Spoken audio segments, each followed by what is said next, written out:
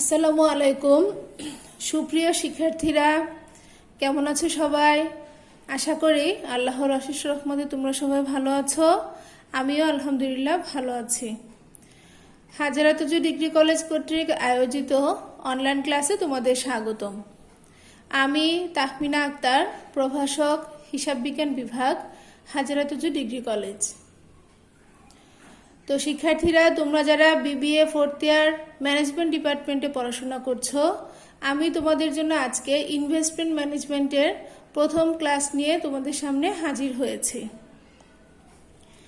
ইতিপূর্বে আমরা বহু ক্লাস নিয়েছি অনলাইনে, কিন্তু ইনভেস্টমেন্ট ম্যানেজমেন্টের উপরে তেমন কোনো ক্লাস নেওয়া হয়নি। আজকে এটা তোমাদের সাথে আমার প্রথম ক্লাস। আশা করি তোমাদের ভালো লাগবে এবং তোমরা সেটা মনোযোগ দিয়ে শুনবে। তো শিক্ষার্থীরা, ইনভেস্টমেন্ট ম্যানেজমেন্টের তোমাদের সিলেবাসের প্রথম যে চ্যাপ্টার, সেই চ্যাপ্টারটা ভূমিকার, এবং সেখানে তোমাদের কিছু প্রশ্ন দেওয়া আছে, অর্থাৎ থিওরিটিক্যাল চ্যাপ্টার এটা। এখানে প্রশ্নগুলো হচ্ছে বিনিয়োগ কি, বিনিয়োগ কেন করা হয়, বিনিয়োগের ক্ষেত্র বা বিনিয়োগ সংক্রান্ত অন্যান্য আরও কিছু প্রশ্ন সেখানে দেয়া আছে।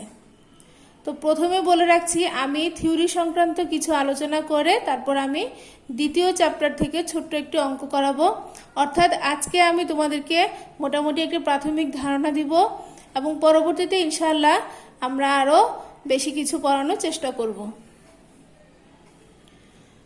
তো প্রথম চ্যাপ্টারে যেটা আছে সেখানে দেখো, প্রথমে আমি একটা প্রশ্ন লিখেছি, সেটা হচ্ছে বিনিয়োগ কি এবং বিনিয়োগ করার কারণ। যদি আমরা বলি বিনিয়োগ কি, মূলত আমরা যে অর্থ উপার্জন করে থাকি সেই অর্থ পরিবার এবং অন্যান্য খাতে ব্যয় করার পর কিছুটা সঞ্চয় করে থাকি। সেই সঞ্চয়কৃত অর্থকে আমরা যদি জমিয়ে ঘরের মধ্যে রেখে দিই বা কোনো কাজে না লাগাই, তখন সেটা মুদ্রাস্ফীতির কারণে আস্তে আস্তে কি হবে, অর্থের মূল্য হ্রাস পাবে। সেজন্য মানুষ বিনিয়োগ করে থাকে। অর্থাৎ এই অর্থটা যদি আমরা বিভিন্ন খাতে কাজে লাগিয়ে থাকি এবং বিভিন্ন উৎপাদনমূলক কাজে ব্যবহার করে থাকি, সেক্ষেত্রে আমার আয় হবে এবং মুনাফা অর্জিত হবে। তো চলো আমরা জেনে নিই বিনিয়োগ কি। বিনিয়োগ মূলত সঞ্চয় থেকে উদ্ভূত হয়। অর্থনীতিতে বিনিয়োগ বলতে বোঝায় আয় এবং উৎপাদন বৃদ্ধির উদ্দেশ্যে মূলধনী দ্রব্যের পিছনে ব্যয়। সহজ কথায়, নগদ অর্থ দিয়ে উৎপাদনের যন্ত্রপাতি ও কাঁচামাল ক্রয়।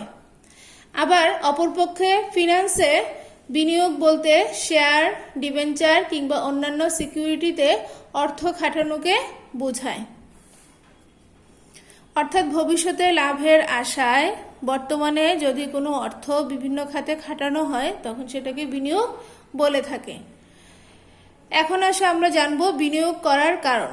সাধারণত তিনটি উদ্দেশ্যে একজন বিনিয়োগকারী বিনিয়োগ করে থাকে। এক নম্বর হচ্ছে কি, আয় সর্বোচ্চকরণ, 2 ঝুঁকি সর্বনিম্নকরণ, 3 মুদ্রাস্ফীতির বিরুদ্ধে রক্ষা কবচ। অর্থাৎ সর্বোচ্চ আয় কিভাবে হবে এবং ঝুঁকি সর্বনিম্ন কিভাবে হবে, তাছাড়া মুদ্রাস্ফীতি যাতে না হয়, অর্থাৎ আমার যে জমানো অর্থ রয়েছে সেটা যাতে মুদ্রাস্ফীতির কারণে আমার অর্থের মূল্য হ্রাস না পায়, সেজন্য আমাকে বিনিয়োগ করতে হয় বা আমরা বিনিয়োগ করে থাকি। তো এরপর আমরা পড়ব যে বিনিয়োগের বিভিন্ন ক্ষেত্র। ক্ষেত্র কি, অর্থাৎ আমরা কোন কোন খাতে বিনিয়োগ করতে পারি বা কিভাবে অর্থ খাটাতে পারি। বিনিয়োগের বিভিন্ন ক্ষেত্রের মধ্যে সবচেয়ে ইম্পর্টেন্ট কয়েকটা আমি লিখেছি। দেখো, 1 নম্বর হচ্ছে ট্রেজারি বিল, সঞ্চয় সার্টিফিকেটস, বাণিজ্যিক পত্র, সার্টিফিকেট অব ডিপোজিট, আন্তঃব্যাংক ঋণ, পুনঃক্রয় চুক্তি, ডিবেঞ্চার, অগ্রাধিকার শেয়ার, সাধারণ শেয়ার। অর্থাৎ আমরা বিভিন্ন সঞ্চয়পত্র ক্রয়, শেয়ার ক্রয়, ডিবেঞ্চার ক্রয় অথবা ব্যাংকের কোনো সার্টিফিকেট ক্রয়ের মাধ্যমে এবং বাণিজ্যিক পত্র ইত্যাদি ক্রয়ের মাধ্যমে আমরা বিনিয়োগ করতে পারি। বিনিয়োগ করার পরে বিনিয়োগ করার সময় আমাদেরকে যে বিষয়গুলো ভাবতে হবে যে কোন খাতে আমরা কত টাকা বিনিয়োগ করলে সর্বোচ্চ লাভ পাবো এবং ঝুঁকি সর্বনিম্ন হয়ে থাকবে।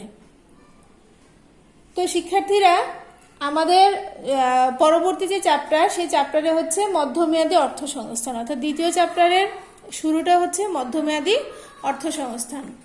তো আমরা যদি বলি মধ্যমেয়াদী অর্থসংস্থান কাকে বলে, মধ্যমেয়াদী অর্থসংস্থান হচ্ছে যে অর্থসংস্থান 1 থেকে 5 বছরের সময়ের মধ্যে করা হয় তাকে মধ্যমেয়াদী অর্থসংস্থান বলে। অর্থাৎ আমরা জানি যে বিনিয়োগ 3 ধরনের হয়ে থাকে সময়ের অনুযায়ী, সময়ের অনুপাতে। সেটা হচ্ছে স্বল্পমেয়াদী অর্থায়ন, মধ্যমেয়াদী অর্থায়ন এবং দীর্ঘমেয়াদী অর্থায়ন। তো আজকে আমরা মধ্যমেয়াদী অর্থায়ন নিয়ে আলোচনা করব। মধ্যমেয়াদী অর্থায়নের ঋণ পরিশোধ পদ্ধতি 2 ধরনের, একটা হচ্ছে বেলুন পদ্ধতি আর একটা হচ্ছে মূলধন ফেরত পদ্ধতি বা capital recovery method. Balloon method বলতে আমরা যেটা বুঝি যে এই পদ্ধতিতে ঋণের মূল অর্থ মেয়াদকালীন সময়ে বার্ষিক, অর্ধবার্ষিক, ত্রৈমাসিক বা মাসিক সমপরিমাণ কিস্তিতে পরিশোধ করা হয়। এক কিস্তি পরিশোধের পর ঋণের অবশিষ্ট টাকার উপর সুদ ধার্য করা হয় এবং এই পদ্ধতিতে প্রতি কিস্তির মূল ঋণের পরিমাণ সমান থাকে, অর্থাৎ প্রিন্সিপাল অ্যামাউন্ট সমান থাকে, কিন্তু সময় অতিবাহিত হবার সাথে সাথে সুদের পরিমাণ ক্রমাগত হ্রাস পেতে থাকে। তাহলে আমরা বেলুন পদ্ধতিতে কি জানলাম, যে এক কিস্তি পরিশোধের পর ঋণের অবশিষ্ট টাকার উপর সুদ ধার্য করা হয় এবং প্রতি কিস্তির পরিমাণ একই থাকে, কিন্তু সময়ের সাথে সাথে সুদের পরিমাণ বা ইন্টারেস্ট কমতে থাকে বা হ্রাস পেতে থাকে। আজকে আমি বেলুন মেথডের উপরে ছোট্ট একটা অঙ্ক করাবো। বেলুন মেথডের উপরে যে অঙ্কটি আমি লিখেছি সেটা হচ্ছে, আমি পড়ে শোনাচ্ছি। Mr. Jawad wants to borrow টাকা 40 lakhs at 16% interest rate to be paid over next 5 years, অর্থাৎ 40 লক্ষ টাকা বড় করতে যাচ্ছে এবং 16% ইন্টারেস্ট রেট, সুদের হার 16%, এবং সেটা পেড করবে কত সময়ে, নেক্সট 5 years, 5 বছর সময়ের মধ্যে। Show the repayment schedule of the bank term loan under balloon payment methods. এখানে স্পষ্ট বলা আছে যে এখানে ব্যাংক টার্ম লোনটাকে একটা শিডিউল করতে হবে, সেই শিডিউলটা কিসের আন্ডারে করতে হবে, বেলুন পেমেন্ট মেথডে করতে হবে। তো আমরা যখন এটা সলিউশন করব, at first we have to calculate the principles amount, বা আমার যে মূল টাকাটা কত বা অ্যামাউন্ট কত সেটা আমাকে বের করে নিতে হবে। তো প্রিন্সিপাল অ্যামাউন্ট হচ্ছে বের করার জন্য যে সূত্র প্রিন্সিপাল পেমেন্ট, সেটা হচ্ছে অ্যামাউন্ট অফ লোন, এই যে আমি দেখিয়ে দিচ্ছি, amount of loan divided by number of installment. তাহলে নাম্বার অফ ইনস্টলমেন্ট বলতে আমরা ওই যে 5 বছর ধরে যে আমরা সেটা পরিশোধ করব সেটা বোঝানো হয়েছে, তাহলে 5 লিখলাম, এবং অ্যামাউন্ট অফ লোন হচ্ছে 40 লক্ষ টাকা বা 40 লাখ টাকা। এখানে আমি ডেসক্রিপশনটা দিয়েছি।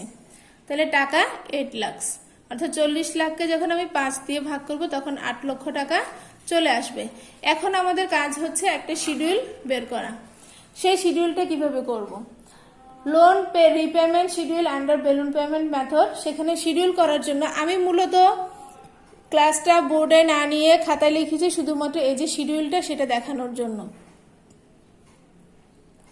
এখানে আমি প্রথমে এই যে 5 ইয়ার্সের জন্য আমি এগুলো লিখে নিলাম, এবং আমি এখানে দেখিয়ে দিচ্ছি শিক্ষার্থীরা যে বিগিনিং ব্যালেন্স, আমার কলামগুলো নাম এবং নাম্বার দিয়ে আমি দেখিয়ে দিচ্ছি। Principal payment, interest, annual lease payment, ending balance, annual lease payment, ending balance. এরপর এই যে আমার ইয়ারের মধ্যে 1 থেকে 5 পর্যন্ত লিখে দিলাম। তারপর হচ্ছে বিগিনিং ব্যালেন্স আমার প্রথমে ছিল 40 লক্ষ, আর প্রিন্সিপাল পেমেন্ট আমি যেহেতু বের করেছি সূত্রের আকারে সেটা 8 লাখ ছিল। এটা প্রতি বছর 5 বছর একই রকম থাকবে। পরবর্তী কলাম হচ্ছে ইন্টারেস্ট, এখানে লিখেছি 4 = 2 × 0.16, অর্থাৎ 2 কলামের যে টাকাটা বিগিনিং ব্যালেন্সের যে টাকা, সেই টাকার উপরে 16% সুদ ধরতে হবে বা ইন্টারেস্ট ধরতে হবে। এরপর অ্যানুয়াল লিজ পেমেন্ট কিভাবে বের করব? অ্যানুয়াল লিজ পেমেন্ট বলতে এখানে প্রিন্সিপাল পেমেন্ট প্লাস ইন্টারেস্ট অর্থাৎ 8 লাখ প্লাস 6,40,000 মিলে হচ্ছে অ্যানুয়াল লিজ পেমেন্ট। টাকাটা আমি 5 নাম্বার কলামে বসিয়ে দিলাম এবং এন্ডিং ব্যালেন্সটা হচ্ছে এখানে 2 - 3 অর্থাৎ 2 বলতে এখানে এই যে বিগিনিং ব্যালেন্স যে 40 লাখ সেখান থেকে প্রিন্সিপাল পেমেন্টটা বাদ দিয়ে তারপর আমাকে এন্ডিং ব্যালেন্সটা বের করতে হবে। তাহলে আমি আরেকটু বলে দিচ্ছি যে প্রথমে বিগিনিং ব্যালেন্সটা লিখবো এবং এখানে আমাদের প্রিন্সিপাল পেমেন্টে লেখা থাকবে সব সময় বিগিনিং ব্যালেন্সের উপরে আমি ইন্টারেস্ট ধরবো, ধরে প্রিন্সিপাল পেমেন্ট প্লাস ইন্টারেস্ট মিলে হবে অ্যানুয়াল লিজ পেমেন্ট এবং অ্যানুয়াল লিজ পেমেন্টটা লেখার পর আমাকে যে এন্ডিং ব্যালেন্সটা বের করতে হবে সেটা হচ্ছে বিগিনিং ব্যালেন্স থেকে আমার প্রিন্সিপাল পেমেন্টটা বাদ দিয়ে আমার এন্ডিং ব্যালেন্সটা লিখবো। প্রথম বছরের এন্ডিং ব্যালেন্স মানে হচ্ছে পরবর্তী বছরের দ্বিতীয় বছরের জন্য কি ওপেনিং ব্যালেন্স। সেই ওপেনিংটা আবার লিখলাম 32 লক্ষ টাকা বা 32 লাখ টাকা। সেখান থেকে আমি ইন্টারেস্ট বের করব। এই যে 32 লাখের উপরে 16% ইন্টারেস্ট 5,12,000 হয়ে গেল আমার প্রিন্সিপাল পেমেন্ট প্লাস ইন্টারেস্ট মিলে চলে আসলো অ্যানুয়াল লিজ পেমেন্ট 13,12,000 এবং 32 লাখ থেকে আমি যখন 8 লাখ বাদ দিব তখন আমার চলে আসবে 24 লাখ এবং এভাবে এই বছরের সেকেন্ড ইয়ারের এন্ডিং ব্যালেন্সটা হবে থার্ড ইয়ারের ওপেনিং ব্যালেন্স। তাই আমি একই রকম করে আবার প্রত্যেকটা করেছি, তোমরা একটু ভালো করে খেয়াল করে দেখে নাও এবং তোমাদের যদি আর কোনো প্রশ্ন থাকে আমাকে অবশ্যই জানাবে। তোমরা আমাদের সাথে সমন্বয় করবে প্রত্যেকটা ক্লাসের ব্যাপারে। আশা করি তোমাদের আমার ক্লাসটি ভালো লেগেছে। আর যদি কোনো ধরনের সমস্যা হয় আমাকে অবশ্যই তোমরা জানাবে। তোমরা সবাই ভালো থেকো, সুস্থ থাকো। আল্লাহ হাফেজ।